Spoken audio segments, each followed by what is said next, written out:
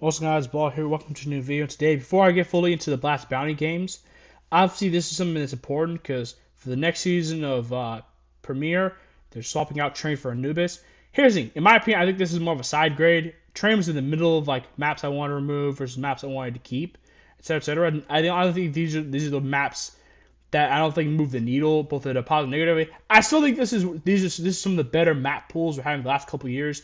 Like Train Noobs are flawed maps, but like we already have like the simple maps. We have the maps that are like a slightly more complicated. I don't mind maps that are a bit more oddball, like Cobblestone in the past. If we're gonna have like the Dust 2 Infernos, etc., we can't just have a bunch of plug maps, but we also can't have too many like super complicated maps and stuff like that. So I don't mind one of them. I will say, like, there are certain teams that do benefit, like, obviously, Aurora gained from this. Admittedly, they didn't hate Train, but they loved Anubis. Get teams who do lose out, like, Falcons now have to choose one of Overpass and Anubis to play. Miles lost their best map and gained their permaban back. That's a massive loss. Fury were okay on Anubis. It was, like, a decent third, fourth map for them. But they did like Train as, like, a second to third best map. So that's a slight loss there. But I think Fury will be fine out of those ones I mentioned. But I hated Anubis. Like, Train, the record got bad at the end because they just focused too much on, like, Dust 2 Inferno, Mirage, stuff like that. But I didn't hate Train. That they do hate Anubis. Like, they publicly said it themselves. Some of the few early map losses they took were actually losses on Anubis, like against FaZe at Katowice and my BR Pro League. Obviously, the first round they lost to Eternal Fire, now known as Aurora. So clearly, like, this map that they do have like some early scars on, and they have issues on. But I will say that, like, it's not like this makes the best team in the world become like the seventh best team in the world. It's not like this is a. It's not like, oh, we got our Dust 2 and Vitalis no longer has their home map. It's like, it's not that drastic. So keep that in mind when it comes to covering potential bounty if they're going to use this map pool, or if obviously it's going to affect Krakow, which will be in a couple weeks from now. I just have to mention this just to kind of cover the elephant in the room. But now let's get into Blast Bounty. When it comes to the games that I think are worth more talking about, I'll talk more in depth. Uh, Obviously, a lot of these teams have new rosters, so I won't mention too much because of the map pool for this first round. Once we get to potentially like second round, we get to like the land portion, which I probably will cover. Then we could talk about like map pool, who picks what. This is just basically like a form, name value, stuff like that. OG Foot should actually be a decent game in theory because like Foot is like the structured team. They have great structure. They have the known core four. They didn't lose any players, despite many different people trying to snag them. They kept the same core four. But OG has his names. They have Cadium. They have Flawless. They have Spook, who's an underrated player. They have Adam B, who's a decent player.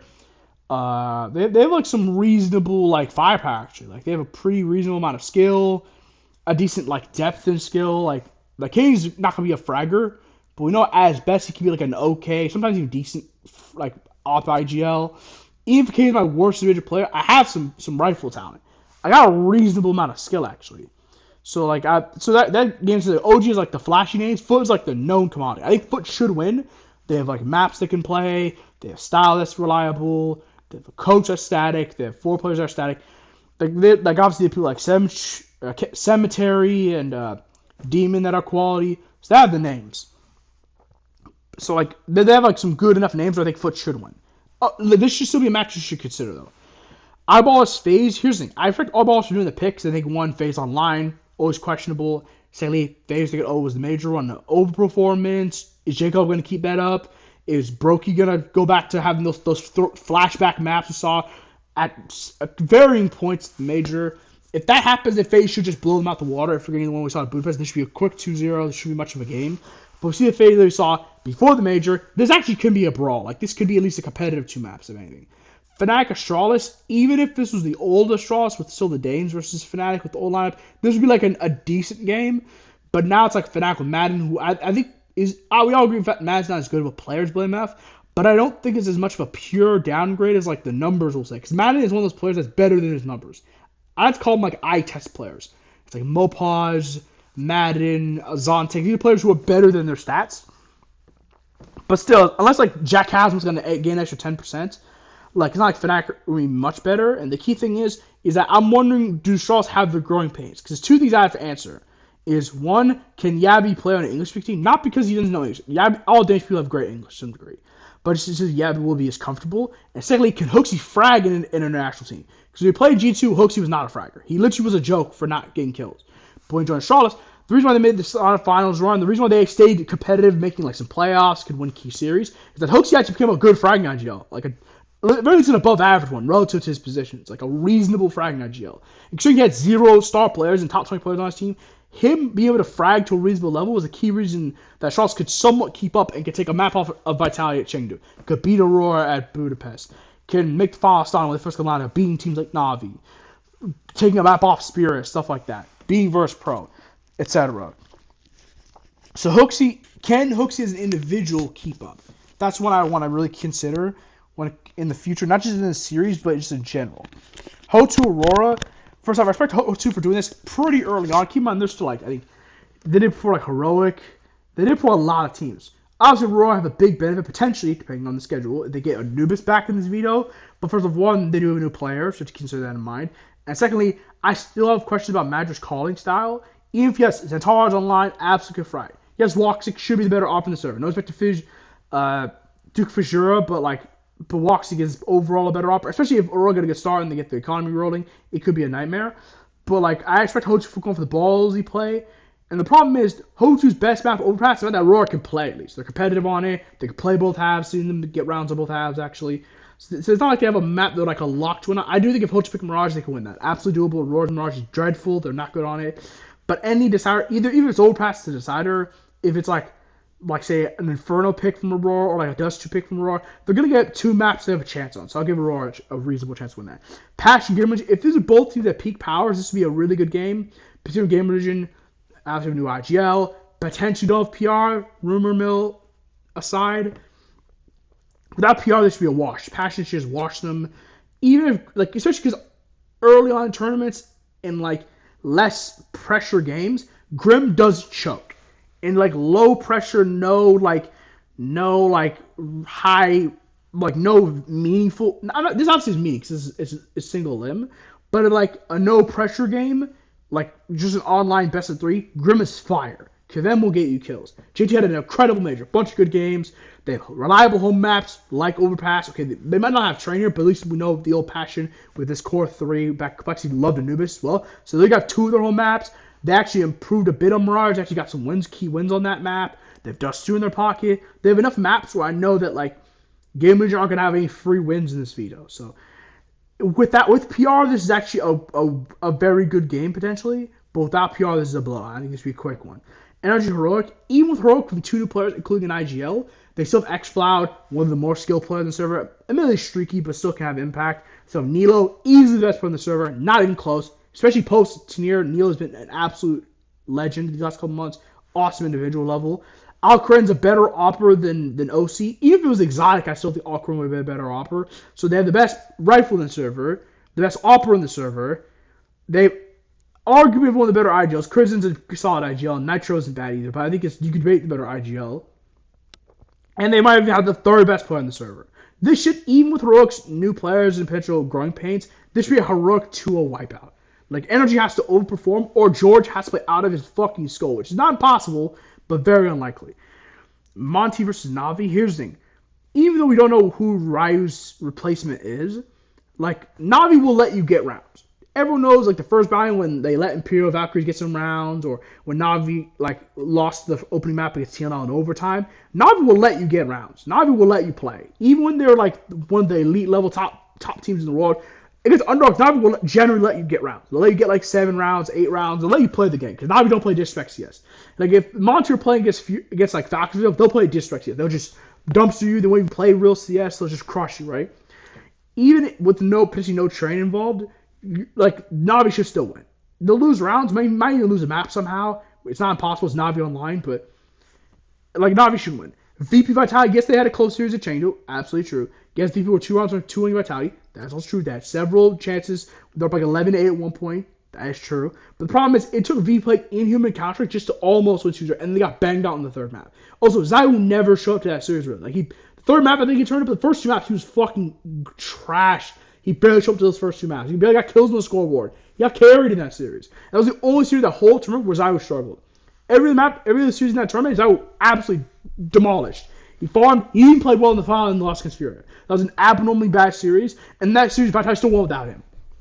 Zayu, who in theory should have no like pressure, should play at a normal level. Zayu online is incredible. He usually gets his every time online. This should be a blowout in theory. Maybe VP can still overpass, but otherwise the last two maps should be easy wins. Even Vitai wants to play pure disrespect and not even give him Dust 2 anyway, and make it a Inferno pick, force me Mirage Sider anyway, and say that give Dust 2 just purely just, hey, we know you want to play Dust 2, we have a better map pool. That would make it even more slight to Vitality. MA versus Gentlemates. Here's the thing. This could actually be one of the better games because, Gentlemates want to play Ancient. MA's willing to play that. Gentlemates want to play some, thinking like Inferno for sure. MA don't mind that. MA permaban the best Gentlemates map, which is Nuke. Gentlemates, I think, don't play, I think it's Overpass, which is the MA, one of the enemy's better maps, one of the maps they were actually want to play early on. And maybe the record recently hasn't been that good, but they did like playing it when it first came out.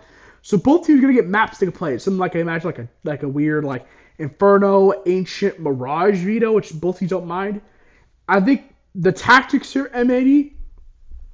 I just think both mix of one. M80 are gonna be jet lagged because it's gonna be like a day after the Flom tournament, so they're gonna be a bit jet lagged. And secondly, I think Gentlemates, they might be the best player in the server in South Soul. South Soul is a legit rifler, and MA lacks star power, so I think that should be a really interesting season. MA might be the better IGL and Sin, the more structured lineup, even with a new player. I still think they're going to be a bit more structured than Gentlemates. Gentlemates will play a very pug game overall. I think Gentlemates, I give a slight, I just kind of think they're the best player in the server, and I think their stars are more reliable, but I think MA should make that a good game. Inner Circle 3 actually won last time, but I will give them an out that was when they had Navera instead of Maka, and Maka's their best player, arguably, one of their better players. 3X have their own problems last couple months, but they still have Inferno in the pocket. They actually improved on Train during their slump. They actually won a couple games of Ancient, actually. It's not like they're playing purely terribly. It's that they're transitioning their map pool away from Dust 2, away from Nuke, and more into like different maps. I think something that's very important for this series, make sure 3X vetoes properly. That's always been the case for French teams. Not French teams, sorry, for this French side specifically, sorry. That they need to veto correctly against certain opponents. Because they do a bad veto, they're going to get 2-0 shutout. If they do respect band, do a prompt veto against Inner Circle, I think I give them a slight edge. Inner Circle can still win. Even without their best player. They have a chance. It's not like 3X are in great form.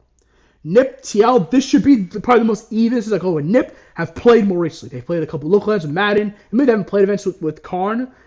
Or with Khan, I don't know how to pronounce his name. I'm not Ukrainian, but like with Khan or Karn, I'm just going Karn. I don't care. But with the core four has been the core three. Sorry, because that's they started with Wrinkle, Shush, and Snappy. Have been on for a while. TL. It's not like they added Elise like 5 months ago. They added him around the midpoint of last season. The key part of me is actually gonna be the veto because TL wants to play Mirage. Nip don't play it. TL probably will pick Inferno. I think I'll favor them on it. Nip's Inferno is kind of rubbish. TL and Nip, in theory, should be favored on Train. Maybe the team like the Major actually won a couple games of Train, and they actually had a close loss against Passion, who do like Train. So I think they have a chance. Nip, I think if Nip picked Nuke, I think they win on that. Then Decider probably goes something like I would imagine maybe Ancients that neither team loves. Like this veto is gonna be really interesting. I give TL a slight edge because I think the pick ban favors them slightly, but Nip have a chance though. Ecstatic Falcons, this should be a blowout in theory. My only concern with Falcons potentially is if maybe Mossy's not feeling it on the day because Mossy's impact when he's playing well versus not playing well. Falcons are like a completely different team when they're playing well versus when Mossy's playing well versus not. That's the only way Ecstatic has a chance. And also I think Falcons have a very limited map pool relative to their ranking. Like, considering they're the third best team in the world, they basically have like 3.5 maps they're like consistently good on. Like if Stack pick Train, assuming Train's available at this event, due to lack of time, they can actually steal it. That's actually doable. And then you go to the third map, maybe some crazy like a Dust 2 or something that's a puggy map, maybe Mirage, something that's a bit open. It's doable. You know what I mean? It's not impossible. And also, I don't believe Teslas will ever adapt to the rules. So their Teslas job at IGL now is the last 3 months. So you potentially can bully Teslas and kicks in on a map like Ancient because they say the same bomb site. And so keep that in mind. I still think Falcons should just, in theory, just pug all over them, but still, I think that's one that's not complete loss. Not like if I play VB where I think that's just a shutout, for example, but yeah.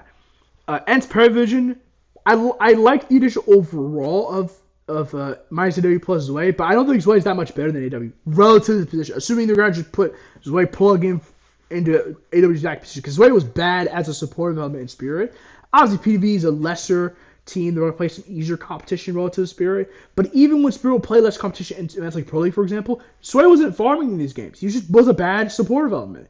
And so unless they make Belchnock more of the AW, like kind of like the Reek player, like that, I don't think Sway's going to get that much. If anything, Sway's job is don't lose the game, because Zello is the best player in the server. Nudo will be one of the better players in the server. James still has him. Like, he isn't a superstar like it.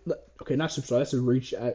That's the exaggeration of his peak, but like he's not quite like one of the world's best offers like he used to be around like in 2021 period where he was generally one of the best operators in the world. But he still has impact. He still wins rounds. That's the key thing about James.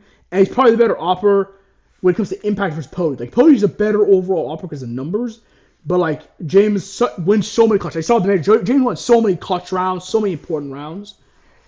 But like PV, I think overall will still have enough. And at the major, they had a pretty good map pool. They won on like Overpass, Dust 2, freaking Mirage. I mean, they didn't play much of the major. Before the major, it was the best map. They actually won, I think, a game of Inferno at that event. They played on enough maps where I think Ents are kind of cornered a little bit. So I think PV should win, but Ents maybe can have a good map that's close. Ents also did look pretty decent at EPL, VDM80. Maybe that was with the old lineup, I'm pretty sure. Before they got rid of Milsty. But still, I know they at least get some rounds on the board. Sinner Spirit, this is the one game I think there's no upset potential. This should be a blowout, even with the new IGL. Donk is Shiro, especially Shiro in games that don't matter. Shiro is the best couch player of all time, bro. He literally owns in games that don't matter, bro. He's unplayable in games that don't matter. Shiro is the guy in games that don't matter. And Donk is the new stomper. He destroys bad teams, bro. Even with the new IGL, even their style isn't like as, even with the old Magic season used to IGL, and also Zonta hasn't played in like 4 months. Like, it's been a while. And Tiner hasn't been a star. Donk Shiro alone can 13-5 centers. That's an absolute blow game. Skip it. Go to sleep.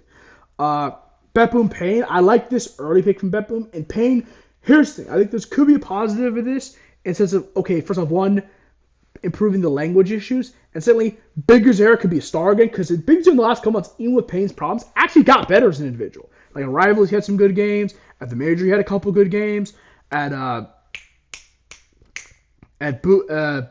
Bucharest, when they made the quarterfinal, they beat Gamer Legion, they beat, like, Bait, for example, and the 3 Mexicans Legacy. Bigger's Era actually was playing better. He actually was playing at a good level, so we know Bigger's Era can have maps where he can be the best player on the server. I think the best player could be Bigger's Era, and like XZ could be better. Opera versus Art Frost.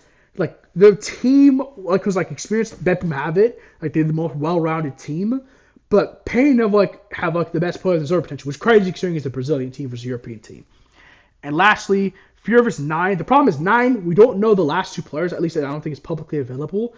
And Fury has the deepest map pool in the world, with or without Train. They can play every map in the pool. There's not a single map in the map pool they cannot play. They're competitive on every single map in the pool. They can go so many maps deep. They can go their 5th map, 6th map, and still beat teams on it. At the Major, they literally played their worst map, Dust 2, against Imperial. And Imperial beat Mongols in overtime on the same map, and they got an 11-1 T-side. Fury's map pool is so deep that even if 9 want to go for some weird pick, and we're going to pick Mirage because Fury's winner record on Mirage is on like their 5th best map, still quality on it. They still play both halves. Remember, the same team that Club beat Miles and Mirage was one of their better maps. But this is a team that could beat like Vitalia on Nuke, that could beat freaking Falcons on Mirage. They could beat like so many teams with so many good maps that should be another blowout. Like, I think the last day you should skip most of it, to be honest. So that's just my opinion on the final day. I think there's a couple good ones, mainly on day 1 and day 3.